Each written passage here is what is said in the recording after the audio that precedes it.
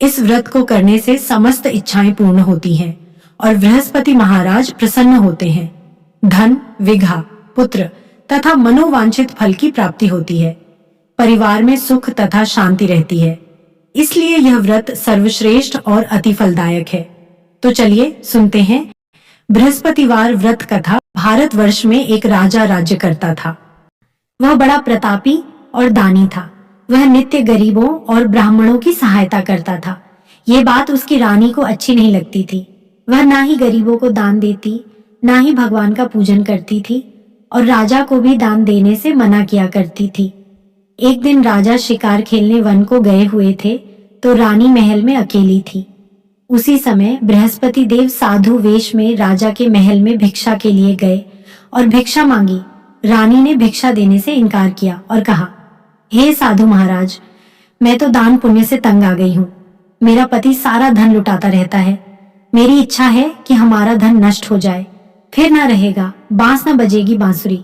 साधु ने कहा, देवी तुम तो बड़ी अजीब हो। धन संतान तो सभी चाहते हैं, पुत्र और लक्ष्मी तो पापी के घर भी होने चाहिए। यदि तुम्हारे पास अधिक धन है तो भूखों को भोजन दो, प्यासों के लिए प्याऊ बनवाओ, मुसाफिरों के लिए धर्मशालाएं खुलवाओ। जो निर्धन अपनी कुंवारी कन्याओं का विवाह नहीं कर सकते, उनका विवाह करा दो। ऐसे और कई काम हैं जिनके करने से तुम्हारा यश लोक परलोक में फैलेगा। परंतु रानी पर उपदेश का कोई प्रभाव न पड़ा।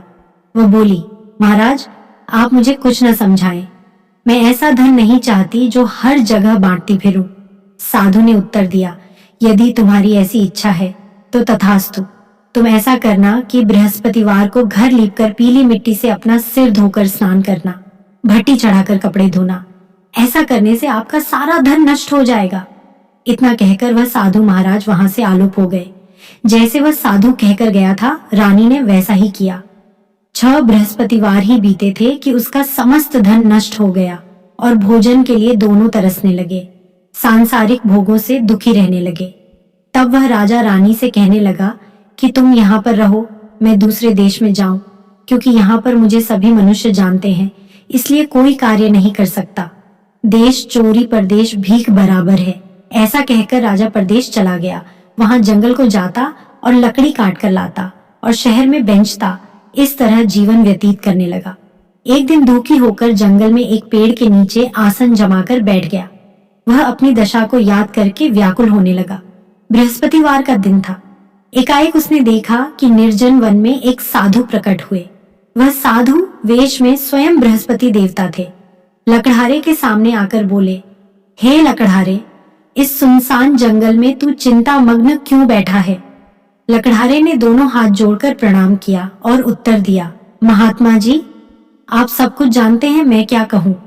यह कहकर रोने लगा और साधु को आत्मकथा सुनाई।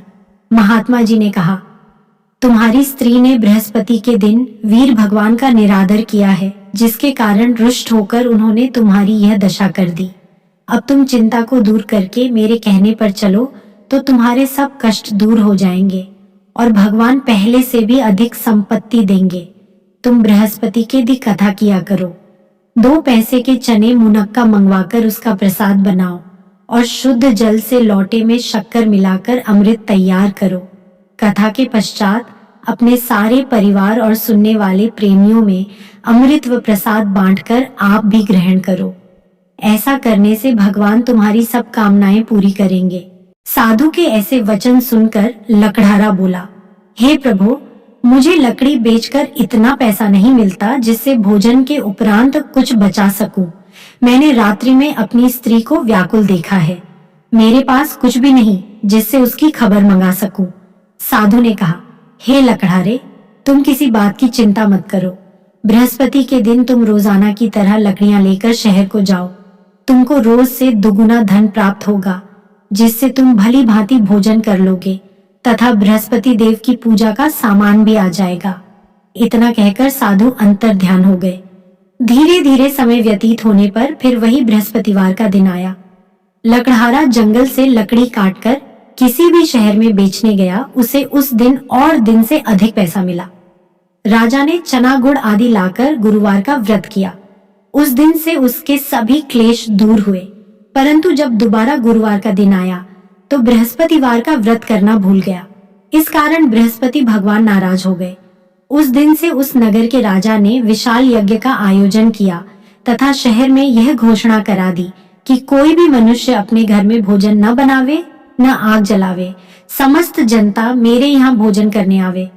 इस आज्ञा को जो न मानेगा उसके लिए फांसी की सजा दी जाएगी। इस तरह की घोषणा संपूर्ण नगर में करवा दी गई।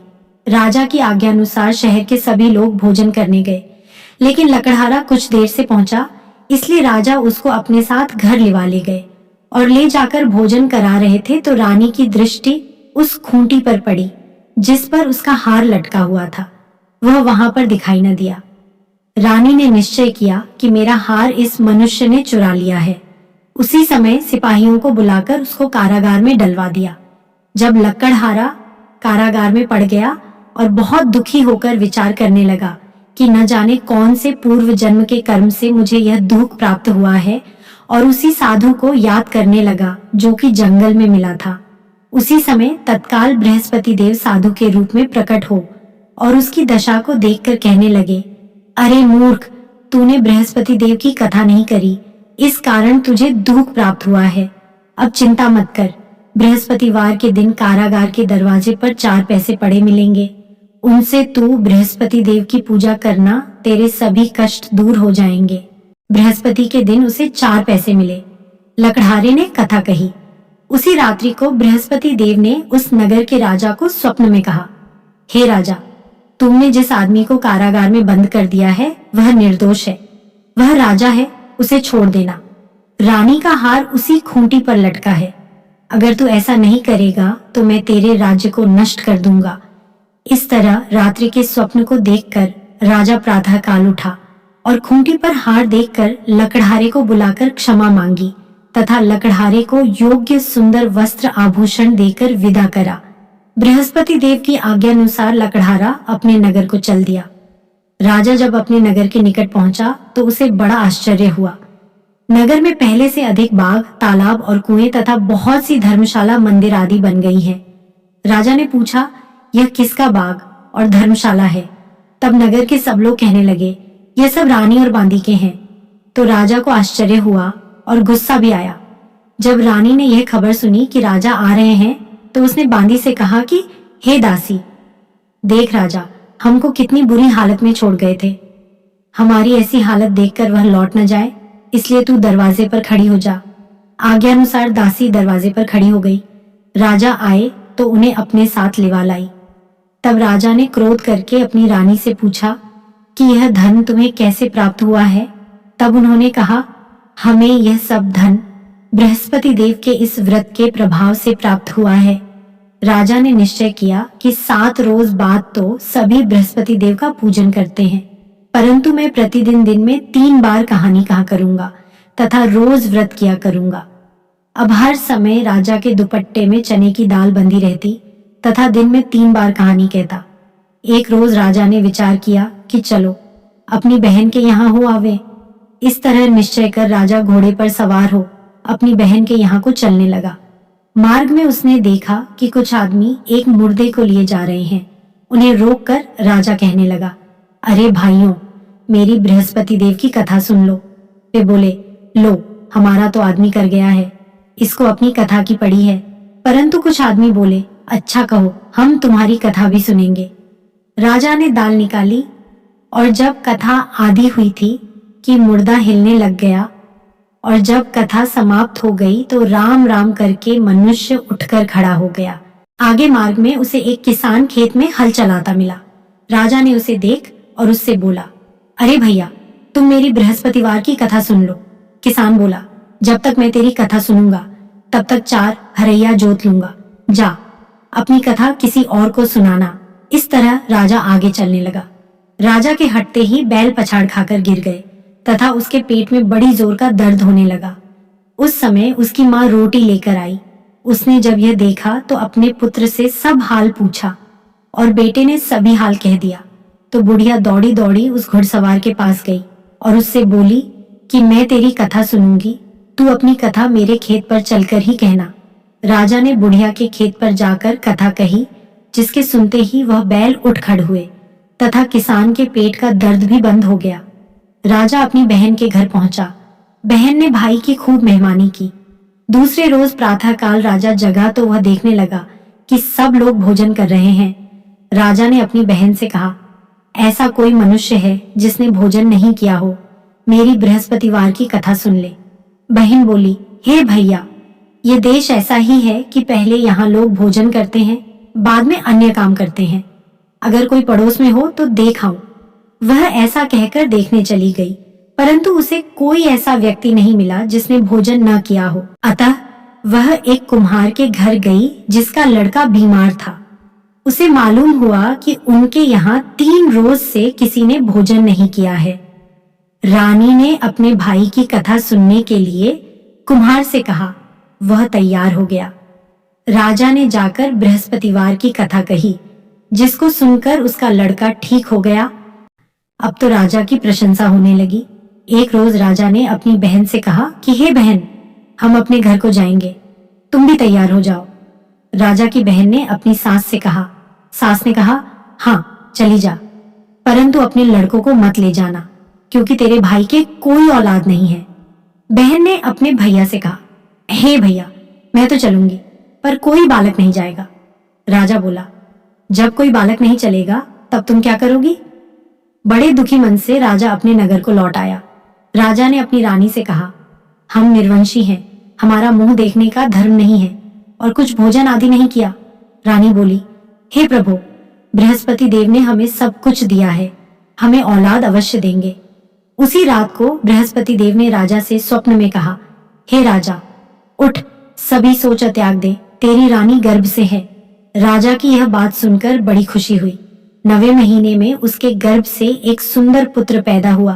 तब राजा बोला, हे रानी, स्त्री बिना भोजन के रह सकती है, बिना कहे नहीं रह सकती। जब मेरी बहन आवे तो मुझसे कुछ कहना मत। रानी ने सुनकर हाँ कर दिया। जब राजा की बहन ने यह शुभ समाचार सुना तो वह बहुत खुश हुई तथा बधाई लेकर अपने भाई के यहाँ आई। तभी रानी ने कहा, घोड़ा चढ़कर तो नहीं आई, गधा चढ़ी आई। राजा की बहन बोली, भाभी, मैं इस प्रकार न कहती तो तुम्हें औलाद कैसे मिलती। बृहस्पति देव ऐसे ही हैं, जैसी जिसके मन में कामनाएं हैं सभी को पूर्ण करते हैं। जो सद्भावना पूर्वक बृहस्पतिवार का व्रत करता है एवं कथा पढ़ता है अथवा सुनता है, दूसरों को सुनाता है, बृहस्पति देव उसकी मनोकामना पूर्ण करते हैं। भगवान बृहस्पति देव उसकी सदैव रक्षा करते हैं। संसार में जो मनुष्य सद्भावना से भगवान जी का पूजन व्रत सच्चे हृदय से करते हैं तो उनकी सभी मनोकामनाएं पूर्ण करते हैं। जैसी सच्ची भावना से रानी और राजा ने उनकी कथा का गुणगान किया तो उनकी सभी इच्छाएं बृहस्पति देव जी ने पूर्ण की थी। इसलिए पूर्ण कथा सुनने के बाद प्रसाद लेकर जाना चाहिए। हृदय से उसका मनन करते हुए जयकारा बोलना चाहिए। बोलो बृहस्पति देव की जय, भगवान विष्णु की जय,